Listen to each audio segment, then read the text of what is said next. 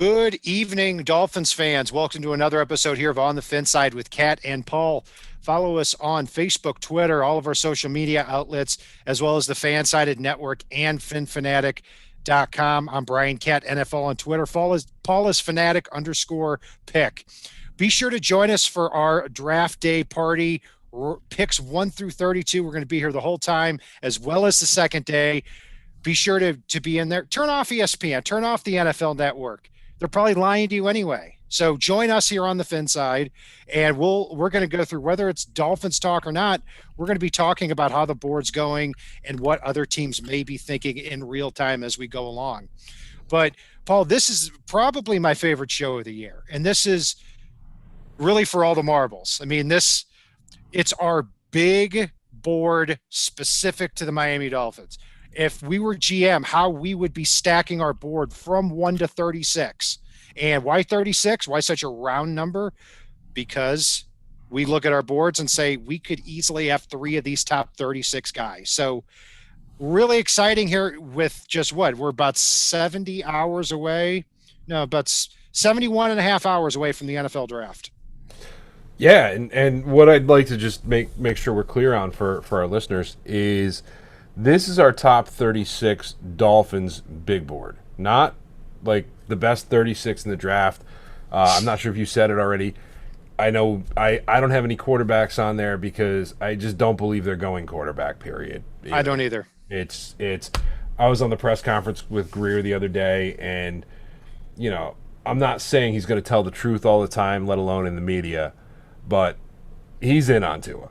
And he's in on seeing what he's got in Tua, and he's stashed his ammunition for if Tua doesn't work out, he's got his future ammo to go get the quarterback he wants. If Miami was in on a quarterback this year, they wouldn't have moved out of 3. I can't be any clearer on that. Absolutely. And Trevor Lawrence is going 1. He was always going number 1. That's not an option. And the other guys below him, I mean, yeah, I could have put a quarterback maybe 28th on this list, but what's really the point? And this is how GMs stack their boards. They don't list absolutely everything. They don't have a board of 400 players. Typically that board is only about 100 players throughout the entire draft. This year might be a little bit more because of the whole COVID related season here. So Paul, we've got a lot to go through. So let's jump right into it. So we're going to start at the bottom. We're going to run through these real fast. And as far as the positional breakdowns, we take a deeper dive in our positional previews here. Be sure to check those out on YouTube, on our social media outlets here. So, Paul, I'm going to run through my 31 through 36 real quick here. 36, Peyton Turner, the defensive end out of Houston. Massive guy, 6'6", 268. Aaron Robinson at 35, cornerback, nickelback, outside-inside guy out of UCF. 34, Terrace Marshall, the giant wide receiver out of LSU. 33, Elijah Molden, nickelback / safety, Tyrann Mathieu style player. They're out of the University of Washington. 32, a lot lower here, Kwity Paye from Michigan, the defensive end. And 31, a favorite of a lot of Dolphins fans, center Creed Humphrey here out of Oklahoma. So for me, and I don't hate your top where you put some of these guys, even though I know they're further down the board than some folks would have them. At 36 and 35, I went with a pair of tackles. Tevin Jenkins, who I really like, but I don't think Miami's going to be deep in the tackle class. And Sam Cosmi. This is going to make you sad because I know you love this guy and would want him at 18. I just can't see it happening. But Christian Barmore I brought in at 34 just because I don't feel like defensive tackle's a need. And, they've gone so deep on it, we're going to be cutting some talent anyway. So, and that's where Barmore moves down here. I'll hit my first running back at 33 in Travis Etienne out of Clemson. Love the guy. I think he'd be a great fit for Miami. I don't think he's as good of a fit as some other folks, and that's why he's as low as he is. 32 is a player I love. I draft him in every mock draft I get the chance to. The belly, Quinn Miners, comes in here at 32, and mainly because I think of where he'll be available versus the value for him. And then at 31, I've got Greg Newsome in the corner. I think he's a hell of a talent. I just, you know, given where the needs are, that's where he slides down a little bit for me. Yeah, Newsome probably should go 15 to 20 range, somewhere like that. I think he's a hell of a player too. Uh, I, I I don't think he'll be a great fit for this defense, but that's why you have him a little bit further down this list too. The only one out of your list that I don't have on my board is Sam Cosmi, but still a good player and tested out of this world and has a lot of experience. At 30, one of everybody's favorites and one I think Paul probably has higher on his board. That's Tulsa linebacker Zaven Collins. And then I go on a run with the rest of my board here, 26 through 29. 29, I've got Joe Tryon, who from Washington, the big hulking defensive end who opted out this past year out of Washington. 28, we've got Gregory Rousseau from Miami, who has fallen down this board throughout the process here after his workouts, but still can use that length in Brian Flores' defense. 37, another guy I know Paul has on his list, and that's Boogie Basham from Wake Forest University. And finally, 26, defensive end Jason Oway, the real polarizing edge players in this draft, who didn't have a sack this past year, but brings 4.39 speed and unbelievable measurables to the table. Yeah, and I'm gonna upset Martina in our chat because at number 30, I've got Kwity Paye, and there's no way he's on the board at this point in time. He's a heck of a player, but again, sometimes it's about the fit for the defense, and I don't feel like Kwity is the best fit for this Dolphins defense in any way, shape, or form. At 29, I've got Tryon as well on my board, which surprised me a little bit when it came down to it. Believe it or not, I don't have Rousseau on my board anymore. He's actually slid just outside of it, which is shocking considering how in on him everybody was before Pro Day. After Tryon, I've got Morig, the safety. I think he's a heck of a talent. He's the number 2 safety on my board. And I don't think he'll be available either. And then, where did you stop, Kat? I apologize. No, you're good. I stopped at 26, so you got 2 more there. All right, so I'll go to 26 then. Aziz Ojalari, the pass rusher edge player, I've got at 27. And at 26, one of my favorites in this draft, a guy that I've loved for over a year now, Richie Grant. He could be a switchblade for this defense, a movable chess piece that I think Flores would have a heck of a time moving all over the place. Yeah, a few of these guys I've got a little bit higher, so I'll keep on going with my list here. 25, a player I've got higher than a lot of people, and that's linebacker Jabril Cox from LSU. Brings so many skills to the passing game as a coverage linebacker. 24, Travis Etienne from Clemson, somebody that I'm a lot lower on at this point than I thought it would be, but the need at running back forces him up the board. I think there's a huge drop-off after Etienne as that third running back, especially for the Dolphins. I think you got to get one by 36. 23, Elijah Vera Tucker, the guard tackle out of USC. If you draft him, you plug him in at guard or tackle. Either way, Austin Jackson's teammate is going to compete for a spot on the line. He's been solid throughout the whole process. 22, linebacker Jeremiah Owusu Coramura from Notre Dame. The positionless safety linebacker could have a lot of fun in this defense if Brian Flores feels that he can play that slot. 21, Rashad Bateman from Minnesota, who came in a little bit smaller than people thought, but incredibly creative route runner with great hands. If the Dolphins get that pass catcher at the top, I don't see Bateman factoring in. But if they find themselves in a position where they don't get a pass catcher, which I think is very, very unlikely, then I think Bateman could figure into the mix here. Yeah, and for me, I like Bateman a lot. I think I like him more than you do. And even if they do get Pitts, I could see them potentially going back to the receiver well because of the fact that Will Fuller is on that 1-year deal. And, he's one drug test away from, being in no man's land, even though I know it was a supplement or whatever he claimed it was. I'll stop you there, though, too, Paul. If that were the case, if the Dolphins end up going back-to-back receivers, Devontae Parker's gone. He's getting traded. Possibly. I don't see any way that we need to stock a 6th receiver on this roster. I just don't see it. Just because if you're that afraid that Will Fuller's going to fail a drug test, you shouldn't have signed him. Well, and he's on a 1-year prove it, for one. And for 2, what I would say, and I know this isn't something either of us really are like, oh my God, this has to happen.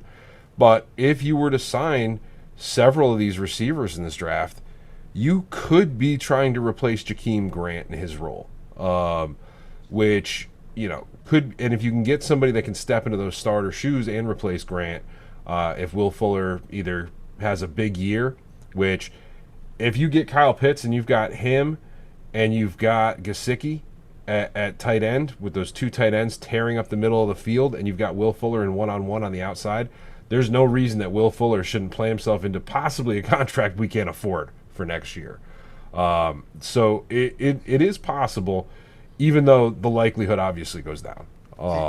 Yeah, I think Will Fuller, if he has a big year, the Dolphins should do everything to re-sign him or franchise him. I mean, if you franchise him, he's only got $16 million a year. Anyway, I've gone way off the path here. Yeah, no, I mean it's I'm just acknowledging the possibility there. I mean, and who knows? We may not even get the crack at Pitts, and then all bets are off. So I went ahead at 25 and Creed Humphrey. I know you talked about him a little bit already. We talked about him extensively before. One of the better centers we've seen, and it's crazy how good the top end of the center class is this year. As far as that goes, at 21, I've got Najee. I apologize. I skipped way ahead of myself. At 24, I've got Javonte Williams, the bruising running back. Elijah Molden, the defensive back at 23. At 22, I've got Boogie Basham. What he could be for this defense, I really like, especially since you can kick him inside, outside, and he can be that flip-flop player. I know I've got a lot of multi-positional players in here, but that's not just what I like in a player. It's something Flores has shown time and again that he likes in a player, and that's big for me there. Oh, good, Jat, you made it. After Boogie, I've got Najee Harris at 21, which is probably a little lower than some folks do. But again, I like the depth of this running back class, and if you fix some of the other things here a little bit better. And then at 20, I've got Oway, who may not have had the most production in college, but you're still talking a 4-3 defensive end / edge player that can do some things, and I think it's one of those cases of production versus potential that we've talked a lot about this draft season. Yeah, I think our picks are starting to look a lot more similar, just spaced out a few apart here now, because I think everybody you listed there I've got somewhere on here. So number 20 on my list is Quinn Miners, the center from Wisconsin Whitewater. So I've got him way up here, and just the center guard versatility and what him working with Flores at Senior Bowl and Flores's roster, our Flores's coaching staff, moving him from guard to center and then dominating the week. And the Dolphins need a center. I really think they're going to come away with here Creed Humphrey in this draft. 19, cornerback Patrick Surtain from Alabama. Now, he was somebody that I've got a little bit lower than the consensus because it's not a huge need here for the Dolphins. I'm not positive he's a great fit in the scheme, but he can play in this man-to-man defense as well. It just requires a lot of speed. Surtain has good speed, not great speed, even though he ran a 4.42. 18, back-to-back running backs here. I've got running back Javonte Williams from North Carolina. 17, I've got Najee Harris, the running back from Alabama. So back-to-back, very close on both of them. 16, Jamin Davis from Kentucky. Even though off-ball linebacker isn't a huge need for the Dolphins after they got Bernard-Rick McKinney and they've got Jerome Baker on the roster, I think we could be looking at this guy in a year or two saying, man, he was the Darius Leonard of this draft here. He's great size, a lot of range that he covers there. Yeah, and for me, I've got Elijah Vera Tucker in at 19. I know I already gave 20. And then I've got the Moores. Like, I've got those two handcuffed together on every big board, I think, so far. One above the other. It flip-flops for me. But Rondale Moore and Elijah Moore, the wide receivers. Really a run-on wide receivers right down through 15 for me, so I'll just keep going.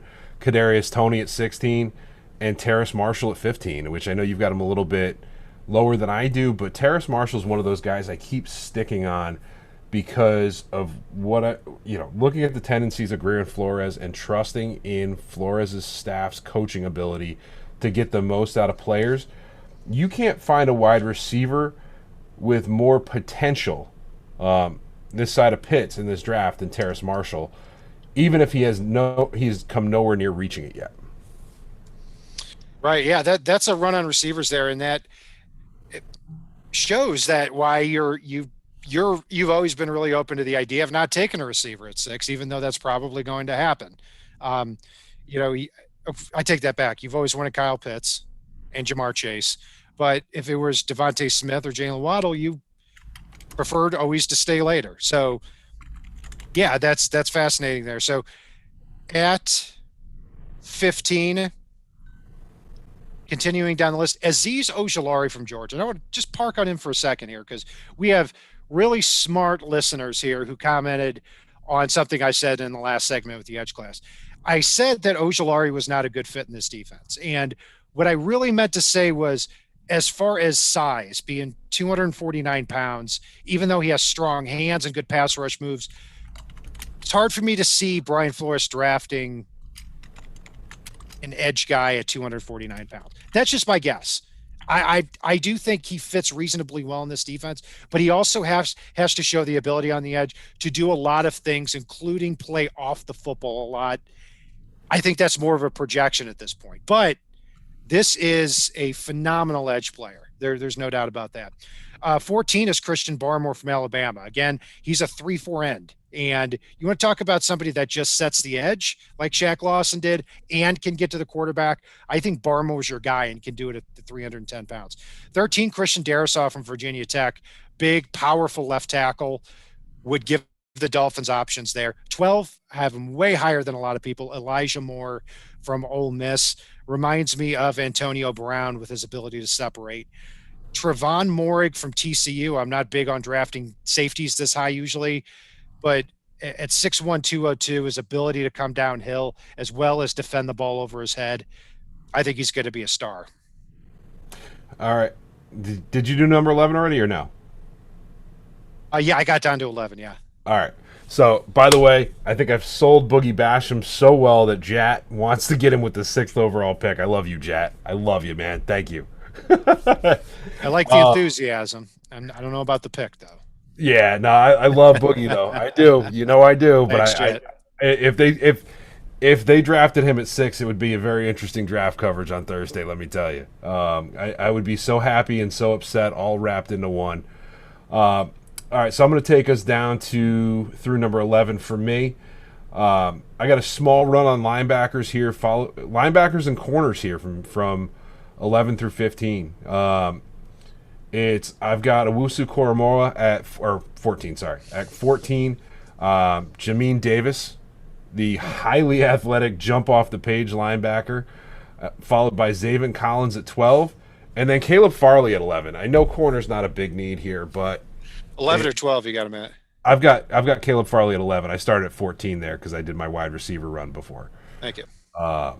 So 14, Owusu Coramura, 13, Jamin Davis, 12, Zaven Collins, and 11 is Caleb Farley. And matter of fact, since I said I had the run on corners, I'll admit number 10 I had J.C. Horn. Gotcha. Okay. Sounds good. Yeah, we're going to be close. I'll have him somewhere in the top 10 as well. So now we get down to that top 10 here. And what I'd be interested to know, Paul, after we get through this 6 through 10 list here is what players here, if any, would you be interested in trading up for at any time if they got close to 18?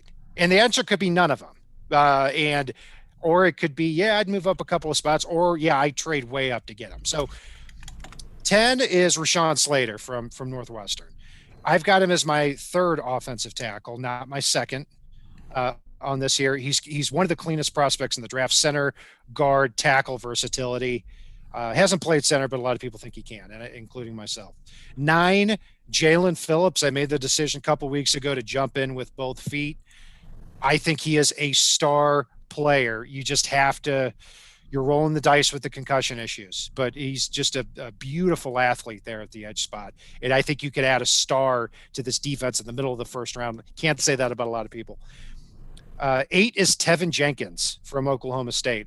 I see him as, if you play him at right guard, I think you've got Brandon Scherf. I think you've got a 5 or 6-time Pro Bowler. The play strength, the balance, the nastiness, it's all there.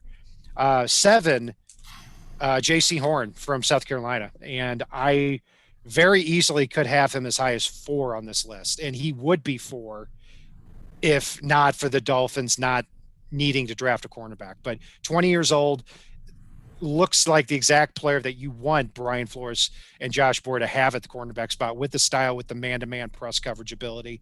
But he stays here at 7 for me. Then 6, Jalen Waddle from Alabama.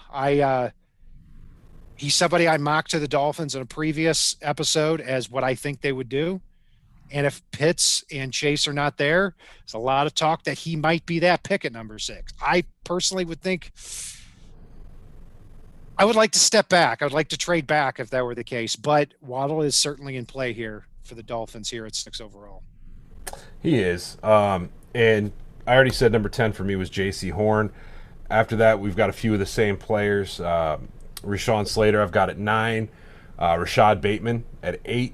Jalen Phillips, all the same reasons you said, at 7. And then I've got Jalen Waddle at 6 as well. I like Waddle a lot. I don't like him as much as some folks do. And I've started to talk myself, watching his tape, into questioning having him as high as I do here, believe it or not. So who'd you have at 7 and 6 there again?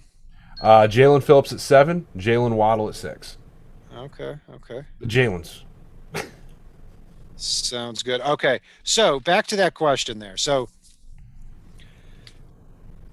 let's say, for example, that the Dolphins draft a pass catcher at 6. They stay at 6. They take Pitts, they take Jamar Chase, they take Jalen Waddle, or even Devonta Smith.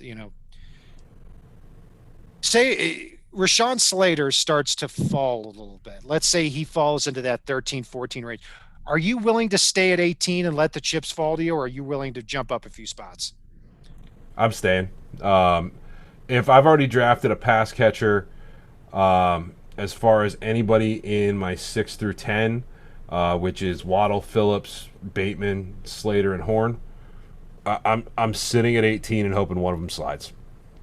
I'm overall with you on that. I mean, if you start talking about, hey, you flip a 4th rounder next year to jump from 18 to 15 or 16, okay, fine, whatever. I mean, that's fine. But by and large, I agree with you. I mean, if you're talking about trading up for J.C. Horn because he fell to 12, that's something I would do. I don't think the Dolphins would, and I don't think they draft a cornerback, period, in the first round. Even though Horn, I'd like him to. So let's get to the top 5 here. And number 5, I've got Devonta Smith, the wide receiver from Alabama, weighed in at 166 pounds, but the play strength, the length, played with Tua, Heisman Trophy winner. I still think he can be a great player. I'm just not 100% convinced that the 166 pounds isn't going to hurt him in his play through strength when he gets to the next level. But if it doesn't, I mean, you've got a star here. Number 4, I've got Micah Parsons, linebacker from Penn State. We've always had him higher than other people, and I think you've got him higher than I do probably on this list. Now, I don't even have to ask you if, hey, they draft the pass catcher at 6, if you're willing to trade up for him. So you're willing to trade up to 9? I would trade up as far as 8 if I had to. Okay. It's if you told me Miami walked away from this draft with Pitts and Parsons, and you didn't even finish telling me what else they got, I would tell you that this is a draft that they knocked out of the park. All right, so the Broncos and the Dolphins, let's say they're talking. Yep. Dolphins are talking about going from 18 up to 9. Mm-hmm. They've already secured a pass catcher at 6. Micah Parsons is on the board. That's who they want. The offer is, for the swap, your 36th overall pick this year and your 80th overall pick in the 3rd round. Are you still making that? Okay. I honestly, it's to me, Micah Parsons has all the tools to be a potential Hall of Famer. And this is a coaching staff that I think is going to maximize his effectiveness and get the best out of him maturity-wise. So you factor in that perfect storm.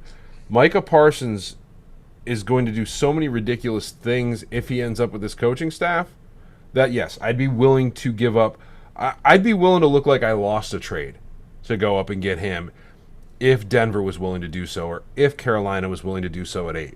Or, hell, if Dan Campbell was willing to do so at 7, and we look like we lost the trade a little bit and look a little stupid in the process to get a potential Hall of Famer, sign me up every time. We are 100% on the same page with that. It's a flat yes for me too. If you're talking about on this list here, the Dolphins could get 2 of the top, heck, maybe even if Kyle Pitts falls, 2 of the top 4 players on my board, probably 2 of the top 3 players on yours.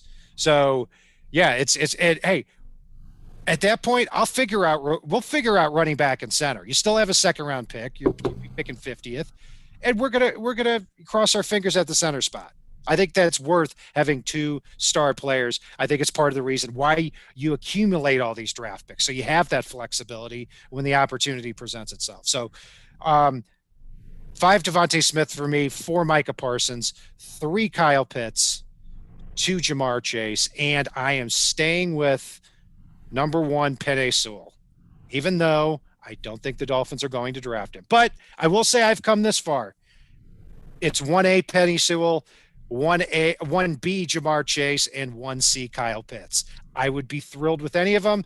I expect them to take Chase or Pitts if they fall to 6. And that rounds out my board. All right. So, number 5, I'm 100% in agreement with you, Devonta Smith. I've got him firmly above Jalen Waddle at this point. And as far as his 166-pound playing weight, I don't care. He's not a wrestler. He's not a tight end. He's not going to be standing tight and blocking people. He's not coming out of the backfield and running into a big fat guy. I'm fine with whatever the hell weight he's at wide receiver. He's not at a position where his weight really truly matters. No. I'm sorry. Like there are positions I care about their weight and size and blah blah blah and arm length and you name it. But I've said it all along here. If you're 4 foot tall and 4 feet wide, but you can run a 4.3 and catch a ball with separation, let's go. You know, like that's what matters to me at wide receiver. Period. At number 4, I've got your number 1, Penn Sewell. I think he's a hell of a talent, but I think Miami's needs on offense predicate themselves a little more inside. Not that I wouldn't be happy with Sewell and moving Hunt or Austin Jackson into guard, but I think the move here is either a pass catcher or a defensive monster. And in that vein, at number 3, I've got Jamar Chase. And then at 1B, I've got Micah Parsons, and 1A with an exclamation point, I've got Kyle Pitts. I mean, you could basically tell me I've got that top tier on my overall big board where there's a single level there at the top end of the board, and that single level has Trevor Lawrence, Kyle Pitts, Micah Parsons, Jamar Chase, and Penn Sewell. All 5 of them are the cream of the crop of this draft class. Period. Well done. And I think, we've got some differences. We've got some similarities there. So that's what it's going to make the draft party that much more fun, because you're going to have your guys, I'm going to have my guys, and we're going to have dueling mock draft tomorrow that we're going to carry over into Thursday. Let's see who the victor will be in that one. It's going to be me, but just spoiler warning. Yeah. Well, just so you know, my offensive coordinator is in the room saying things that everybody's agreeing with, and most of the things he's saying are in agreement with me. So I'm thinking that there's a lot more of us than there are of you, Kat. But I could be wrong. Okay, we'll see. I don't have a comeback for that. It's almost my bedtime. It's 8:03 right now. Oh, you grumpy old man. But I'll be staying up till the brink of 10:30 p.m. on draft night. So I'll put the warm milk aside. I'll be having something else instead. So Paul, before we sign off here, I'm trying to think, who are some players on your list? Yes, Surtain was not on your list. I love Surtain. I just don't feel he's a fit in any way, shape, or form. And he's a cornerback. I mean, You'd have to basically take your entire defense and shift it to something else with Surtain on the field, and you don't shift your entire defense for one player unless maybe they're a Hall of Famer, and I don't think he is. I think he's going to be a very good player in this league for a very long time. I love his father. Great guy, great player. But at the end of the day, just not a fit. Another one would be the upper body of Landon Dickerson. I can't say the lower body because that's even further down my board than where he didn't make it to. I would like Landon Dickerson better playing on stilts than the legs that he has. got it. Yeah, I don't have Landon Dickerson either. That was one of the notables I had off my list. Kadarius Toney was another one. He was just below that because, you know, did it for 1 year. I can't vouch for the character, and he to me is an east to west dynamic player, and he can do some unbelievable things. But is this somebody who is going to refine himself as a route runner well enough at the NFL level to be a, mid first round caliber receiver? I don't think so. I would bet against it, to be honest with you. Don't have Rondell Moore. He was just below. Caleb Farley I took off. It's a shame, but it's only because of the back problems. And I think they're going to keep reoccurring because of the type of back surgery that he had. Joseph Asai from Texas, neither one of us had him there. To me, he's a one-dimensional guy. I don't think that fits what Flores is looking for. Nick Bolton from Missouri is probably in that second round area now anyway, kind of that two-down linebacker, so I don't have him. And finally, I don't have Richie Grant from UCF. You're a horrible human being, Kat. I'm going to go with the fact that it's close to your bedtime that you forgot him. But don't worry, I'm going to take the list I copied down to the ones that you picked, and I'm going to insert him there at number 8, like he should be, and we'll call it a day on that. Another guy that just missed my list here, though, is Kenneth Gainwell, who I know I'm a little higher on than some folks are, but I really have him in that top tier of running backs for this draft, and it's part of why I didn't feel an urgency to move some of these guys up my board, as well as some of the other running backs that there are later on, guys like Ramondre, guys like Elijah from Louisiana, Lafayette, Chuba Hubbard, who I think might be the guy that we saw in 2019 a little more than the guy we saw in 2020. One of those guys that the potential versus the production didn't necessarily line up. And if Miami's able to stack up early like I think they can here, for one, I expect what they've got in the stable already to look a little bit better. And for two, I think some of these later guys will do pretty well behind this line if they rebuild it the right way here. Yeah, absolutely. And yeah, I'd say just some observations too that from this list here is I see why, I've been trying to put in context why I've been in favor of drafting the running back at 18 if a player like a Jalen Phillips or a Tevin Jenkins or a JC Horn doesn't fall to 18. And one of those guys might, because so many people have the Dolphins going edge at 18, and I can understand that. But on my list here, I've got, 8 edge players in the top 36. And after Jalen Phillips, I've got 8 of those guys between 15 and 36. Or 7 of those guys between 15 and 36. So if you go Najee Harris at 18 or Javonte Williams at 18, or preferably you trade down a few spots and then draft the running back, I think you're going to get Basham or Joe Tryon or Greg Rousseau or Boogie Basham there did I say him already? It's so nice you had to say it twice. Oh, man. See, it really is my bedtime. They're at 36. I feel good you're going to get one of those guys, but I'm not quite sure you're going to get the running back. I mean, one of those guys I feel like is going to fall to 36. But if you see, for example, Najee Harris go 16th to Arizona, who's got a big need at running back, and you see Javonte Williams go 24th to Pittsburgh, you can bet the Dolphins are going to be on the phone, or you would think, trying to get Etienne for that third running back. And now you're sacrificing value. I think that's a situation where the Dolphins could find themselves in. See, the thing that scares me the most, and I know we're devolving a little bit here, is when you and I talked briefly about this off the air, is what the Ravens did the other day. Because seeing the Ravens have those 2 picks at the end of the first round, I could very much see the Ravens dipping into some of the things that I think Chris Greer would love in players out there. So the fact that they've got the 2 spots right there does scare me a little bit as far as what they're going to take off the board for Miami. Yeah, yeah, absolutely. So, Paul, second to last show here, and this has been a great one. We've got almost 200 people in the chat here. Awesome to spend this, spend this draft season with all of you, and it's not over yet. We got till Saturday. And it's going to be a hell of a time until then. Paul, any last thoughts? Anything else jump out at you out there? My last thoughts are I really wish the draft was still 12 rounds at this point, given how deep we've gone as far as the cuts go. I mean, Christ, what did I go to in our freaking edge class? Seafoam Stadium in St. Paul, Minnesota for the St. Paul Golden Bears.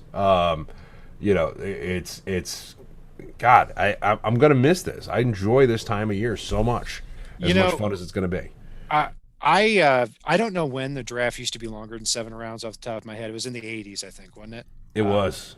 Yeah, and I remember hearing about that, and the natural reaction from my playing 99% of sports fans is, geez, 13 rounds? What are you going to do at 13 rounds?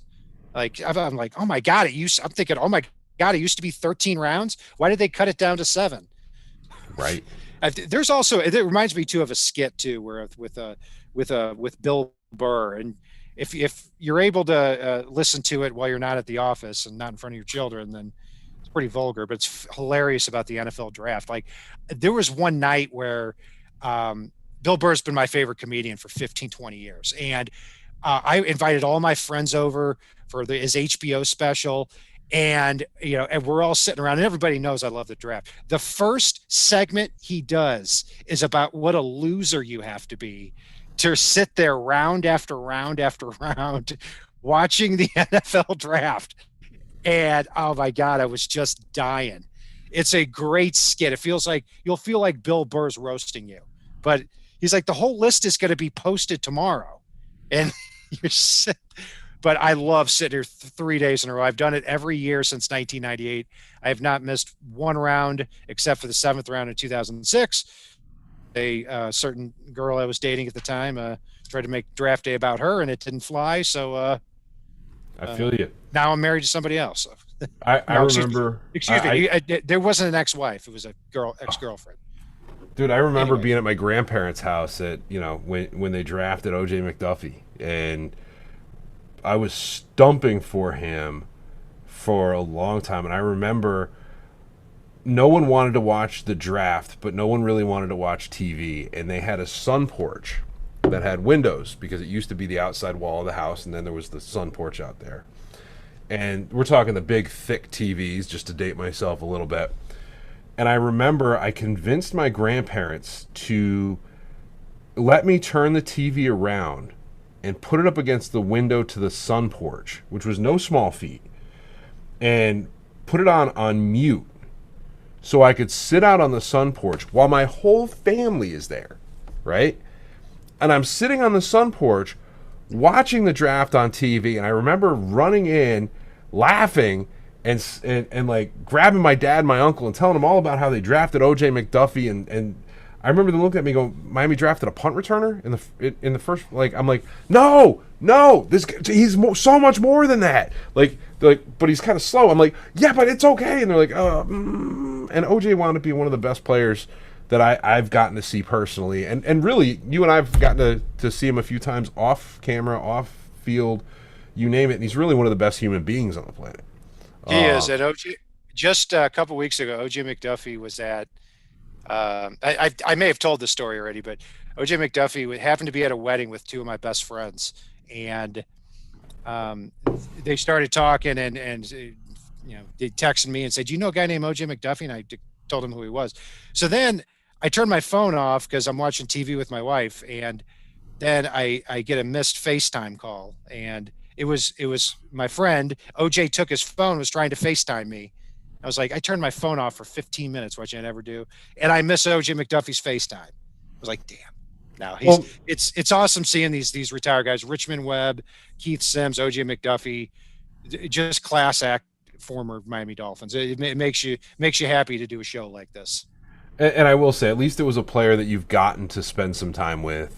At least I know when you and I've been in Miami, we've gotten to spend some time with the guy, let alone, so at least there's that. You know what I mean? Like, it wasn't somebody that, like, you've been, like, God forbid if I hadn't met Offerdahl before and gotten headbutted by the guy when I got that thing back there. If one of my friends was at a wedding and they met Offerdahl and they tried to FaceTime me and I didn't get it because I was watching a TV show, I would have been so crushed. But yeah, that's a great story. We'll expand on at another time. But oh yeah, hey everybody, tomorrow Paul and I are going to be doing a dueling 1-round mock draft here. We're still firming up whether we're going to do no trades, 1 trade, 2 trades, and then we're going to follow it up with the rest of the Dolphins dueling mock draft. So a 7-round Dolphins mock draft to follow that. So be sure to be here. It's our last show of the year. And then Thursday, we're going to be right back here at it live. So follow us on Facebook, Twitter, all of our social media outlets, the finfanatic.com website as well, Fansided Network. And follow me on Brian Cat NFL on Twitter. Paul is fanatic_pick. And if it's not on the right side and it's not on the left side, it is on the fin side.